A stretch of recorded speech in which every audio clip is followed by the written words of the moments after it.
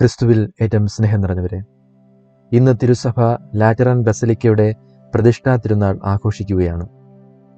വെറുമൊരു ദേവാലയമല്ല Lateran basilica. റോമിലെ മെത്രാന്റെ കത്തീഡ്രലാണ്, ഭദ്രാസനമാണ്, പോപ്പിന്റെ സ്വന്തം പള്ളിയാണ്. അതിനാൽ ഒരർത്ഥത്തിൽ ലോകമെമ്പാടുമുള്ള എല്ലാ കത്തോലിക്ക ദേവാലയങ്ങളുടെയും മാതൃ ദേവാലയമാണത്. അതിൻ്റെ പുറത്തെഴുതിയിരിക്കുന്നത് പോലും ഓംനിയം ഉർബിസ് എത്ത് ഓർബിസ് എക്ലേസിയാരും മാത്തർ എത്ത് കാപ്പുത്ത്, നഗരത്തിലെയും ലോകത്തിലെയും എല്ലാ പള്ളികളുടെയും അമ്മയും തലവനും എന്ന്. അപ്പോൾ ഈ തിരുനാൾ ആഘോഷിക്കുമ്പോൾ നാം കേവലം കല്ലുകൾ കൊണ്ട് നിർമ്മിതമായ ഒരു ദേവാലയത്തെ മഹത്വപ്പെടുത്തുകയല്ല, മറിച്ച് ദൈവം തൻ്റെ ജനത്തിനിടയിൽ വസിക്കുന്ന ജീവനുള്ള ആലയമായ സഭയുടെ രഹസ്യത്തിലുള്ള നമ്മുടെ വിശ്വാസം പുതുക്കുകയാണ്. എന്താണ് സഭയുടെ രഹസ്യം? ഒരു രഹസ്യമെന്നാൽ ദൈവശാസ്ത്രത്തിൽ അജ്ഞാതമായ എന്തെങ്കിലും എന്നല്ല, മറിച്ച് അനന്തമായി അറിയാവുന്ന എന്തെങ്കിലും എന്നാണ് അർത്ഥമാക്കുന്നത്. നമുക്ക് കൂടുതൽ ആഴത്തിൽ പ്രവേശിച്ച് മനസ്സിലാക്കാൻ കഴിയുന്ന, ഉള്ളിലേക്ക് കടക്കും തോറും വലിയ അർത്ഥം നൽകുന്ന, ഒരിക്കലും വിവരിച്ച് തീർക്കാനാകാത്ത ഒരു ദിവ്യ യാഥാർത്ഥ്യത്തെ സൂചിപ്പിക്കുന്നു. അതുകൊണ്ട് സഭയുടെ രഹസ്യം എന്ന് പറയുമ്പോൾ ഒന്നാമതായി വെളിപ്പെടുന്നത് സഭ വെറുമൊരു മാനുഷിക സംഘടനയോ മാനുഷിക സ്ഥാപനമോ അല്ല, മറിച്ച് ദൈവത്തിൻ്റെ നിത്യ പദ്ധതിയിൽ നിന്ന് ജനിച്ചതും അവൻ്റെ ആത്മാവിനാൽ പ്രചോദിതവുമായ ഒരു ദൈവിക യാഥാർത്ഥ്യമാണ് എന്നാണ്. അതുകൊണ്ട് ഒന്നാമതായി വെളിപ്പെടുന്നത് സഭ ഒരേ സമയം മാനുഷികവും ദൈവികവുമായ യാഥാർത്ഥ്യമാണ് എന്നാണ്. അതുകൊണ്ടാണ് സഭയെ പറ്റിയുള്ള രണ്ടാം വത്തിക്കാൻ കൗൺസിൽ പ്രമാണരേഖയിൽ എഴുതിയിരിക്കുന്നു, സഭ ക്രിസ്തുവിൻ്റെ കൂദാശയാണ്. കൂദാശകൾ എന്നാൽ അദൃശ്യമായ ദൈവവര പ്രസാദത്തിൻ്റെ ദൃശ്യമായ അടയാളങ്ങളാണല്ലോ. അതുപോലെ അദൃശ്യമായ ക്രിസ്തുവിൻ്റെ, അല്ലെങ്കിൽ ഉദ്ധാനം ചെയ്ത ക്രിസ്തുവിൻ്റെ ദൃശ്യമായ അടയാളമാണ് സഭ എന്നാണ് അർത്ഥം. ദൃശ്യമായ തലത്തിൽ കാണുന്നത് ഒരു സംവിധാനവും നിയമങ്ങളും ശുശ്രൂഷകരും ജനസമൂഹവുമൊക്കെയാണ്. അതേസമയം അതിൻ്റെ അദൃശ്യമായ തലത്തിൽ പെടുന്നതാണ് ക്രിസ്തുവിൻ്റെ ശരീരത്തിൽ വിശ്വാസികളെ ഒന്നിപ്പിച്ചുകൊണ്ട് നയിക്കുന്ന പരിശുദ്ധാത്മാവിൻ്റെ പ്രവൃത്തി. ചുരുക്കി പറഞ്ഞാൽ ക്രിസ്തു തന്നെ ഒരേ സമയം ദൈവവും മനുഷ്യനുമായിരിക്കുന്നത് പോലെ സഭയും ഒരേ സമയം ദൈവീകവും മാനുഷികവുമാണ്. അതുകൊണ്ട് സഭ ഈ ലോകത്ത് ക്രിസ്തുവിൻ്റെ സാന്നിധ്യത്തിൻ്റെ തുടർച്ചയാണ്. സ്ഥലകാല പരിമിതികൾക്കതീതമായി ഉദ്ധിതനായ ക്രിസ്തു വ്യാപിച്ചിരിക്കുന്നു. ഇനി രണ്ടാമതായി സഭ ക്രിസ്തുവിൻ്റെ ശരീരമാണ്.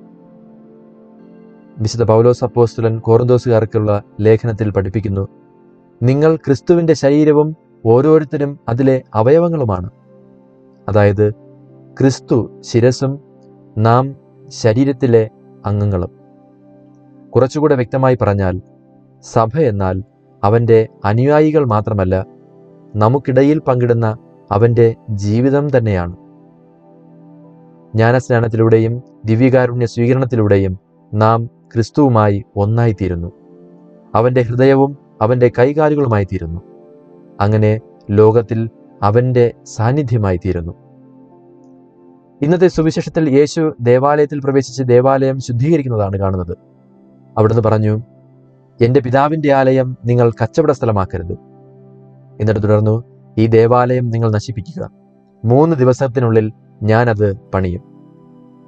3 ദിവസത്തിനുള്ളിൽ ഞാനത് പണിയും എന്ന് അവൻ പറയുമ്പോൾ തൻ്റെ ശരീരം മനുഷ്യവർഗത്തിനിടയിൽ ദൈവത്തിൻ്റെ വാസസ്ഥലമായിരിക്കുമെന്ന് അവൻ വെളിപ്പെടുത്തുകയായിരുന്നുവെന്ന് യേശുവിൻ്റെ മരണ ഉത്ഥാനങ്ങൾക്ക് ശേഷം അപ്പസ്തോലന്മാർ തിരിച്ചറിയുന്നു. തൻ്റെ മരണത്തിലും പുനരുത്ഥാനത്തിലും സ്വർഗവും ഭൂമിയും ദൈവവും മനുഷ്യനും കണ്ടുമുട്ടുന്ന സംഗമവേദിയായി യേശു മാറുന്നു. അങ്ങനെയെങ്കിൽ സഭയിലൂടെ, ക്രിസ്തുവിൻ്റെ ശരീരത്തിലൂടെ ലോകത്തിൽ ഈ സാന്നിധ്യം തുടരുകയാണ്. സഭയിലാണ് ക്രിസ്തുവിനെ കണ്ടുമുട്ടുന്നത്. സഭയിലാണ് സ്വർഗവും ഭൂമിയും ഒന്നിക്കുന്നത്. പരിശുദ്ധ കുർബാനയാണ് ആത്യന്തികമായി ആ ഒന്നുചേരലിൻ്റെ പുണ്യവേദി എന്നൊക്കെ ആഴമായ അർത്ഥമുണ്ടതിന്. അതുകൊണ്ട് സഭയുടെ രഹസ്യം എന്നത് നാം നിർമ്മിക്കുന്ന ദേവാലയങ്ങളുടേതല്ല, മറിച്ച് നമ്മെ അവൻ്റെ പുത്രനുമായി ഒന്നിപ്പിക്കുന്നതിലൂടെ ദൈവം ഉള്ളിൽ രൂപപ്പെടുത്തുന്ന ഒന്നാണ്. ആ ദേവാലയത്തിന് ചില പ്രത്യേകതകളുണ്ട്. ഒന്നാമതായി, ആ ദേവാലയം ജീവൻ നൽകുന്നതാണ്. ഇന്നത്തെ ഒന്നാം വായനയിൽ എസെക്കിയേൽ പ്രവാചകൻ ഒരു പ്രവചന ദർശനം നൽകുന്നു. ദേവാലയത്തിൽ നിന്നൊഴുകുന്ന ഒരു നദി, അത് പോകുന്നിടത്തെല്ലാം ജീവൻ കൊണ്ടുവരുന്നു. ഒരു ദേവാലയം എന്താണെന്നതിൻ്റെ സത്ത ഈ ചിത്രം പകർന്നു നൽകുകയാണ്. ദേവാലയം ഒരിക്കലും ഒരു സ്മാരകമല്ല, മറിച്ച് ലോകത്തിന് ജീവന്റെയും സൗഖ്യത്തിൻ്റെയും ഉറവിടമാണത്. വെള്ളമൊഴുകുന്നിടത്തെല്ലാം ജീവൻ പകരുന്നു. അതാണ് സഭയുടെ ദൗത്യവും. മനുഷ്യരാശിയുടെ മരുഭൂമികളിലേക്ക് കൃപ ഒഴുക്കുക. ഓരോ ദേവാലയവും, ഓരോ ഇടവകയും, ഓരോ വിശ്വാസ സമൂഹവും ആ നദി പോലെയായിരിക്കണം. വരൾച്ചയും നിരാശയും വിഭജനവും കൊണ്ട് അടയാളപ്പെടുത്തിയ ഒരു ലോകത്തിന് ജീവനും പ്രത്യാശയും സൗഖ്യവും നൽകണം. രണ്ടാമതായി, ജീവിക്കുന്ന ദേവാലയമാണ്. നിങ്ങൾ ദൈവത്തിൻ്റെ ആലയമാണ്, ദൈവാത്മാവ് നിങ്ങളിൽ വസിക്കുന്നു എന്ന് പൗലോസ് അപ്പോസ്തലൻ പഠിപ്പിക്കുന്നു. ദേവാലയം എന്നതിന് കുറച്ചുകൂടെ ആഴമേറിയ അർത്ഥം ഇവിടെ കൈവരികയാണ്. യഥാർത്ഥ ആലയം കല്ലുകൊണ്ട് നിർമ്മിക്കപ്പെട്ട ഒന്നല്ല, മാമോദീസ സ്വീകരിച്ച നാം ഓരോരുത്തരുമാണ്.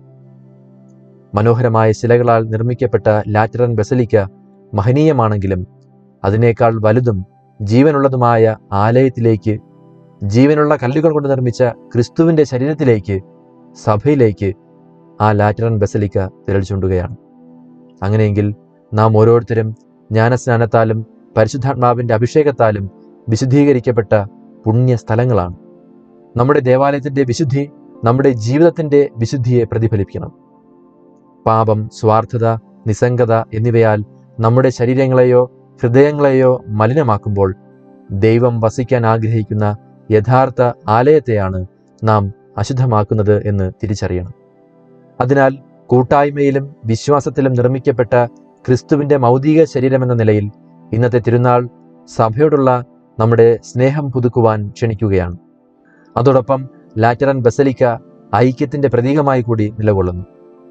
റോം മുതൽ ഏറ്റവും ചെറിയ ഗ്രാമത്തിലെ ചാപ്പൽ വരെയുള്ള എല്ലാ കത്തോലിക്കാ സഭകളും ഒരു വലിയ ആത്മീയ സൗധത്തിൻ്റെ, ജനത്തിനിടയിലെ ദൈവത്തിൻ്റെ വാസസ്ഥലത്തിൻ്റെ ഭാഗമാണെന്ന് നമ്മെ ഓർമ്മിപ്പിക്കുന്നു.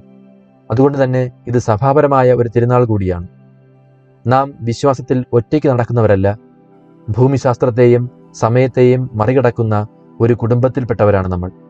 അവിടെ എല്ലാ ദിവ്യകാരുണ്യത്തിലും ഒരേ ക്രിസ്തുവും ഒരേ ആത്മാവും ഒരേ വിശ്വാസവും ഭൂതകാലത്തെയും വർത്തമാനകാലത്തെയും ഭാവിയിലെയും വിശ്വാസികളെ ഒന്നിപ്പിക്കുന്നു. അതിനാൽ നമ്മുടെ ദൗത്യം ദൈവസാന്നിധ്യത്തിൻ്റെ വിശുദ്ധ സ്ഥലങ്ങളായിരിക്കുക, പോകുന്നിടത്തെല്ലാം ജീവനും സന്തോഷവും സൗഖ്യവും പ്രത്യാശയും നൽകുക എന്നിവയാണ്. അതുകൊണ്ട് പ്രിയപ്പെട്ടവരെ, ഒരു നിമിഷം ആത്മപരിശോധന ചെയ്യാം. ഞാൻ ഏതുതരം ദേവാലയമാണ്?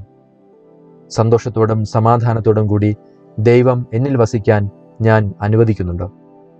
എൻ്റെ വാക്കുകളും പ്രവൃത്തികളും ബന്ധങ്ങളും അവൻ്റെ സാന്നിധ്യത്തെ പ്രതിഫലിപ്പിക്കുന്നുണ്ടോ? ദൈവം വസിക്കുന്നത് കൊണ്ടാണ് ദേവാലയം പവിത്രമാകുന്നത്. എന്നാൽ നമ്മുടെ ഉള്ളിൽ ദൈവം ജീവിക്കുമ്പോഴാണ് അത് പവിത്രമാകുന്നത് എന്നോർക്കണം. മറ്റുള്ളവരോട് ക്ഷമിക്കുമ്പോൾ നമ്മൾ ആ ആലയം പുനർനിർമ്മിക്കുന്നു. നാം മറ്റുള്ളവരെ ശുശ്രൂഷിക്കുമ്പോൾ നമ്മൾ ആലയത്തെ ശുദ്ധീകരിക്കുന്നു. നാം പ്രാർത്ഥിക്കുമ്പോൾ ആ ആലയത്തെ മഹത്വം കൊണ്ട് നിറയ്ക്കുന്നു. നാം സ്നേഹിക്കുമ്പോൾ ആ ആലയത്തിൽ നിന്ന് ജീവജലത്തിൻ്റെ നദി ഒഴുകാൻ അനുവദിക്കുകയാണ്. അത് നമ്മിൽ നിന്ന് അനർഗളം ഒഴുകുവാൻ വേണ്ട കൃപ ലഭിക്കട്ടെ എന്ന് നമുക്ക് പ്രാർത്ഥിക്കാം. സർവശക്തനായ ദൈവം, പിതാവും പുത്രനും പരിശുദ്ധാത്മാവും നമ്മെ അനുഗ്രഹിക്കുമാറാകട്ടെ. ആമേൻ.